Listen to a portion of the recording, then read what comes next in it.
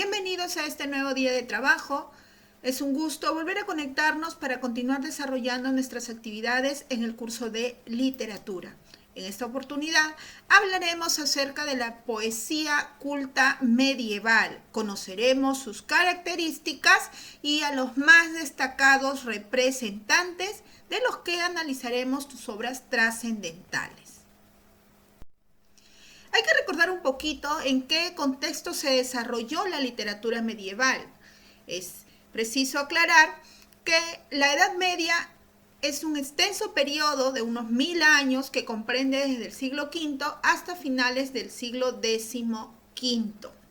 Se desarrolló en el occidente europeo desde la caída del Imperio Romano hasta la conquista de Constantinopla y, por no decir uno de los acontecimientos también, el descubrimiento de América.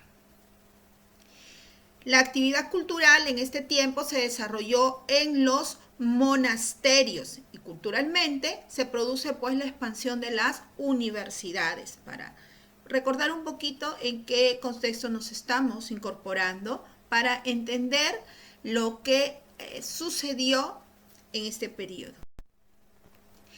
La sociedad estaba dividida, hablamos de diversas clases sociales. El feudalismo es el sistema económico que imperó, se maneja la teoría teocéntrica, Dios es el eje de la creación, y conviven muchos núcleos culturales, en el caso de los musulmanes, cristianos y judíos. En la literatura esto se refleja a través de temas heroicos, didácticos y moralizantes.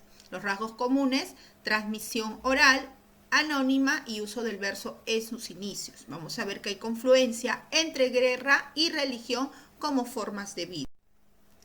Cronología: nos dimos cuenta pues que los primeros textos no considerados literarios son las glosas, silences y emilenenses.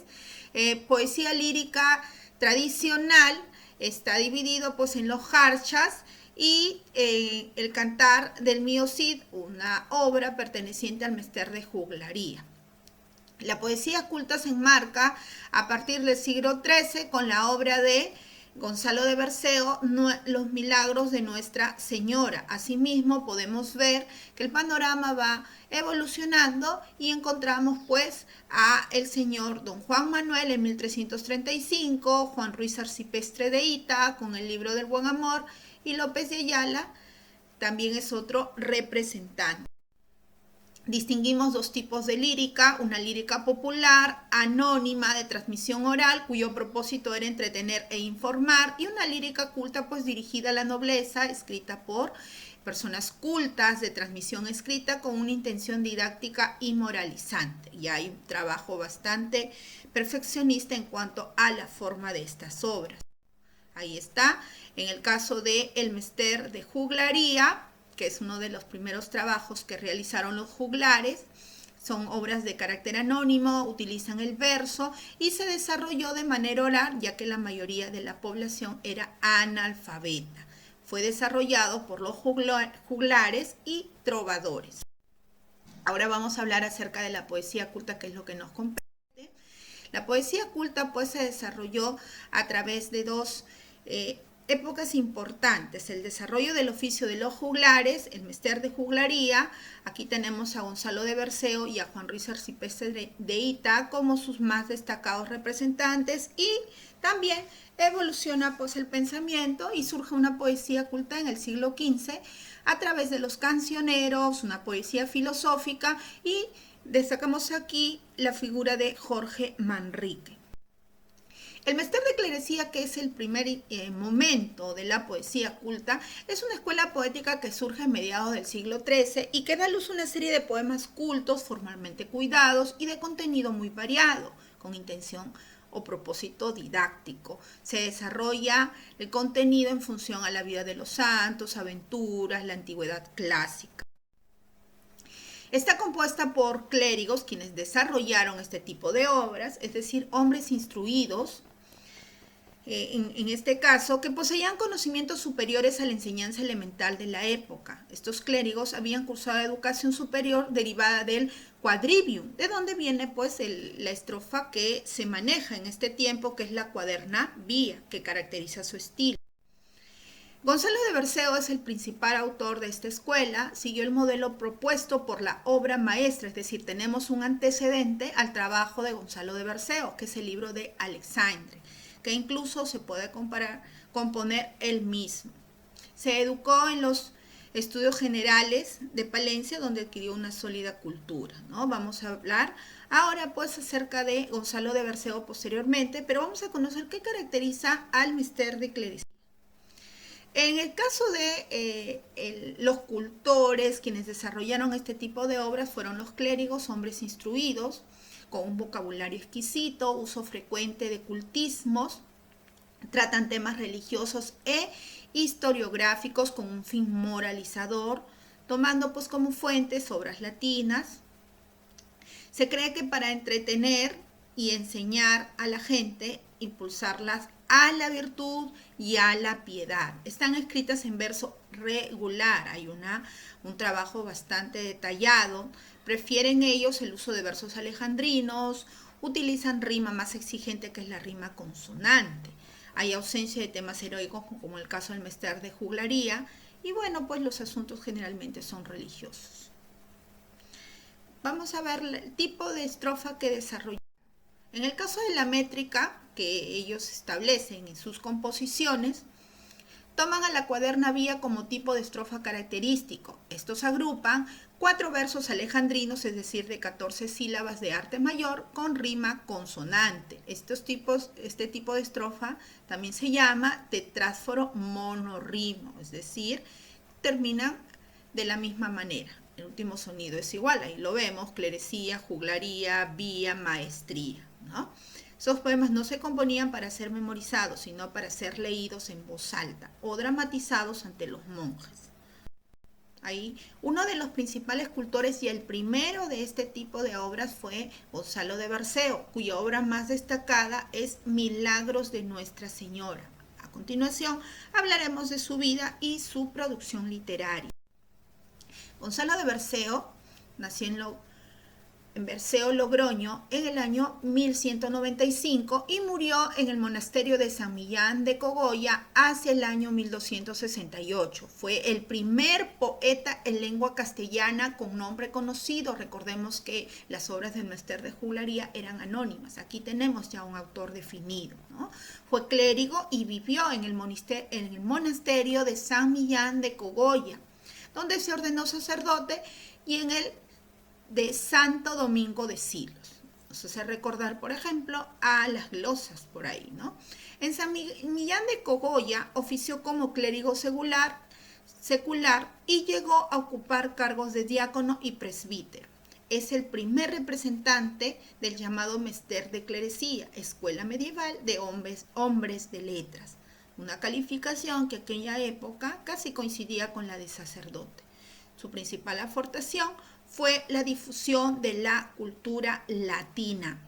Berceo inauguró la senda de la poesía erudita en contraposición con la que desarrollaron pues los juglares en la poesía épica popular. Aquí estamos hablando de una poesía culta, con finalidad didáctica, ya no informativa como se desarrollaba en el Mister de Juglaría.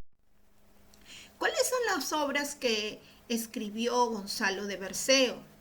Tenemos hagiografías, en este caso Vida de Santo Domingo de Silos, Vida de San Millán de la Cogolla, Vida de Santa Oria, poemas dedicados también a la Virgen, lírica culta, Lores de Nuestra Señora, duelo que hizo la Virgen el día de la pasión de su Hijo, y la más interesante, Milagros de Nuestra Señora.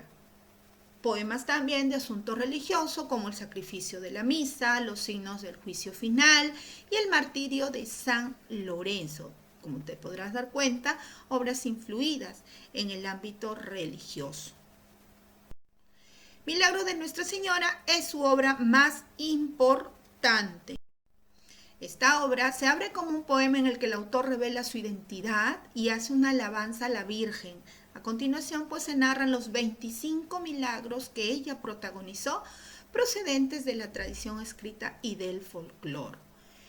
La estructura se presenta, pues, a un personaje devoto de la Virgen al que el diablo ha incitado a cometer un pecado o al que ha tendido una trampa. El protagonista se arrepiente y la Virgen interviene para salvar su alma o su vida. En esta obra, Berceo pues introduce elementos cotidianos para atraer el interés de los oyentes, un tono un tanto humorístico y el empleo de metáforas y comparaciones espontáneas. También se puede decir que incorpora en su obra, a pesar de tener finalidad didáctica, elementos del arte juglaresco, como el uso de expresiones populares para pues captar la atención del pueblo llano.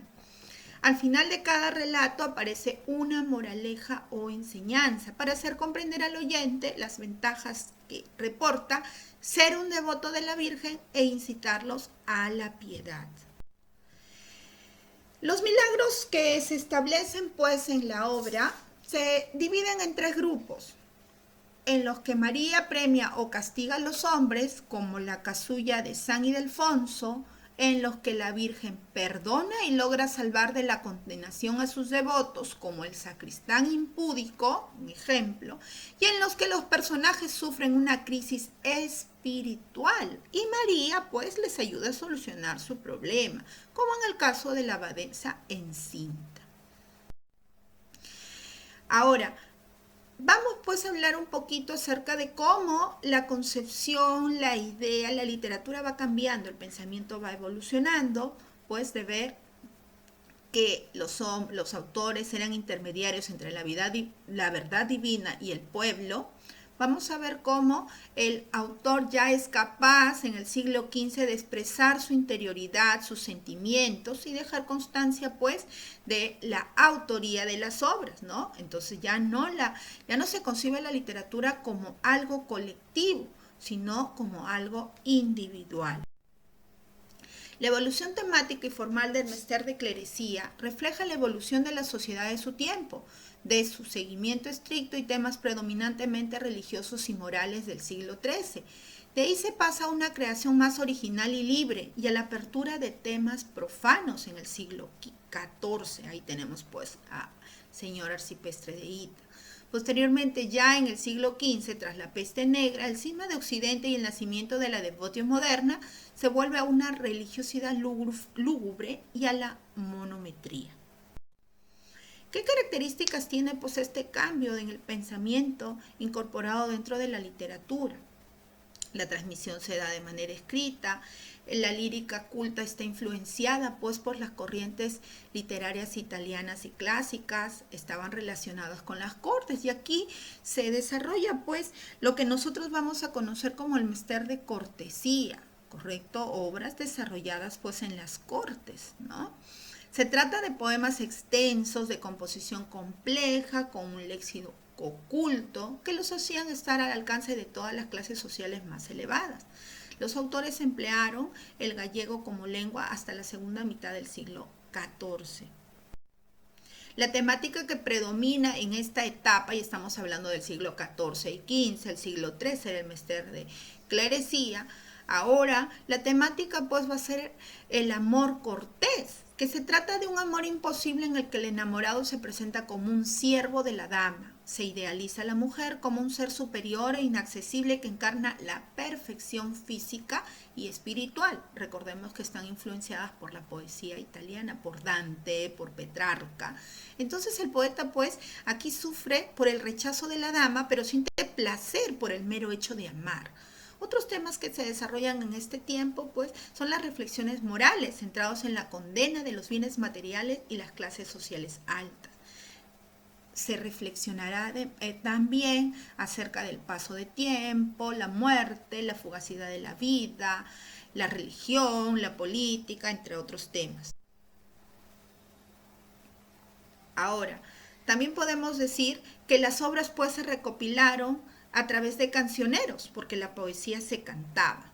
Existieron más de 50 cancioneros. Dentro de los más importantes tenemos el cancionero de Baena, el cancionero de Palacio y el cancionero general de Hernando del Castillo. ¿Qué características presentan estos cancioneros? Mezclan elementos medievales y humanistas, Se habla del amor cortés y gusto por la alegoría, admiración a los poetas italianos, Dante, Petrarca, Boccaccio y los poetas de la cultura greco-latina. Verificaremos ahora los más destacados representantes de este tipo de obras.